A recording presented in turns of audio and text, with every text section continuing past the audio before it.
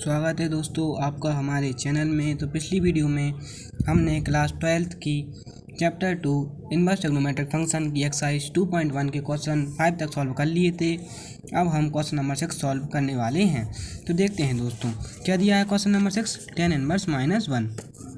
तो हम क्या करेंगे, let y is equals to tan inverse -1। तो हम जानते हैं क्या कि सिंस tan इनवर्स -x, अगर हमको tan इनवर्स का थीटा माइनस में दिया है, नेगेटिव में दिया है, तो क्या होता है tan इनवर्स x, यही होता है। तो माइनस क्या हो जाएगा इसका tan इनवर्स, इधर x का काम कौन कर रहा है 1, तो इसका क्या हो जाएगा माइनस tan इनवर्स 1, क्योंकि x का काम कर रहा है 1। अब हम जानते हैं क्या कि सिंस tan इनवर्स π/4 की क्या वैल्यू होती है दोस्तों, 1 होती है। π/4 मतलब दोस्तों 45, तो सॉरी दोस्तों tan 45 की वैल्यू क्या होती है, 1 होती है दोस्तों। तो tan 45 की वैल्यू 1 होती है, तो हम 1 की जगह पर tan π/4 मतलब tan 45 लिख सकते हैं दोस्तों, बिल्कुल लिख सकते हैं, माइनस tan इनवर्स tan π/4। अब हमने एक आइडेंटिटी पढ़ी है कि since tan inverse tan x अगर ऐसा दिया हुआ है तो इसका आंसर क्या आता है, x आता है। तो हमको इस आइडेंटिटी को इसमें लगाना है। तो x का काम इधर कौन कर रहा है, tan इनवर्स tan x का काम कौन कर रहा है π/4, तो क्या आएगा माइनस π/4 आएगा। यही हमारी प्रिंसिपल वैल्यू है जो बिलोंग कर रही है -π/2 से π/2 तक, वो भी ओपन इंटरवल में। Therefore required principal value is -π/4। अब हम देखते हैं क्वेश्चन नंबर 7। तो क्वेश्चन नंबर 7 दिया हुआ है कि sec इनवर्स 2/√3। तो हम लेट करेंगे, let y is equals to sec inverse 2/√3।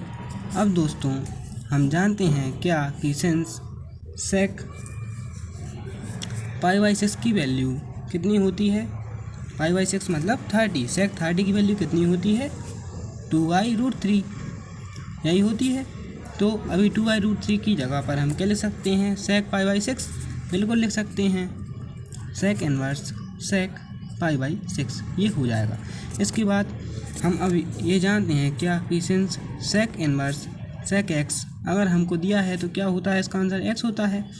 इधर x का काम कौन कर रहा है, sec इनवर्स sec x का काम कौन कर रहा है π/6, तो क्या हो जाएगा आंसर π/6। यही हमारी जो है प्रिंसिपल वैल्यू हो जाएगी, जो बिलोंग करेगी 0 से लेके पाई तक, लेकिन इसमें π/2 मतलब 90 इंक्लूड नहीं होता है, इसलिए therefore required principal value is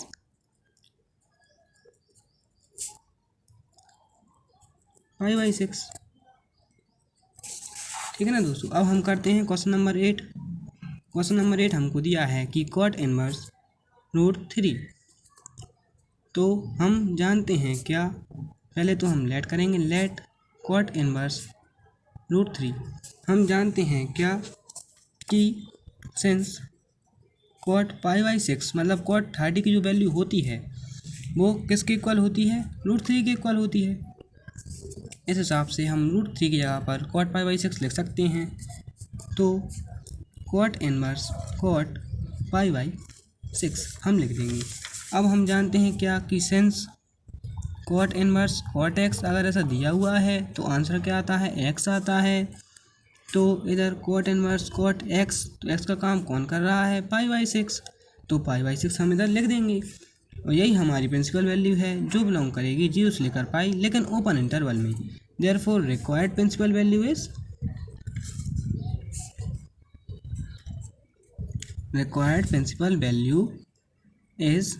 π/6, यही हमारा आंसर हो जाएगा।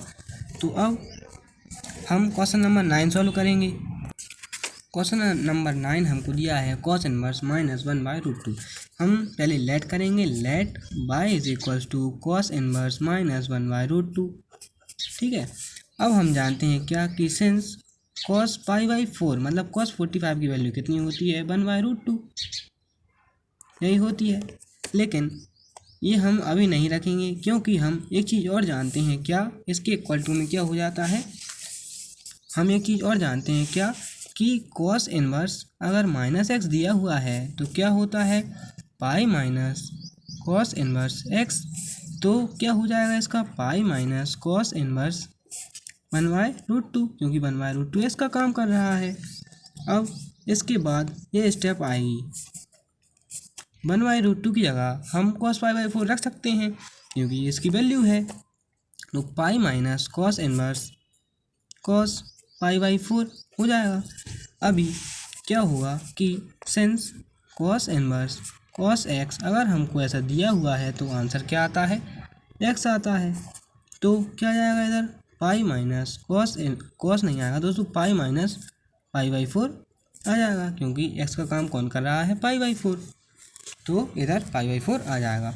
अब हम इसका क्रॉस मल्टीप्लिकेशन करते हैं तो क्या आएगा, 4 × pi minus 1 × pi upon 4 × 1 is equals to में 4 पाई माइनस पाई या फिर 1 पाई अपॉन 4। तो क्या आ जाएगा दोस्तों, 3 पाई अपॉन 4।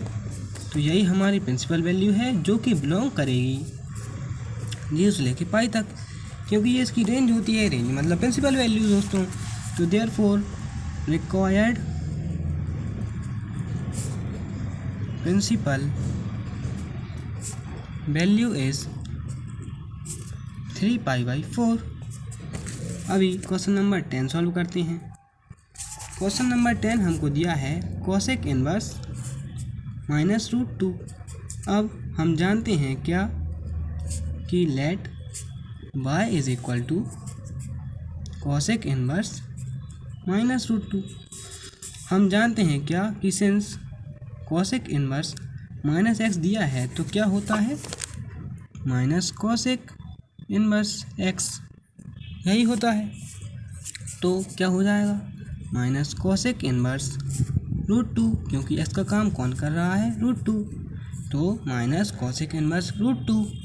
अब इसके बाद जो है कि हम जानते हैं क्या, कि सिंस कोसेक π/4 की जो वैल्यू होती है, मतलब कोसेक 45 की जो वैल्यू होती है कितनी होती है, √2। तो √2 की जगह हम क्या लिख सकते हैं, कोसेक π/4।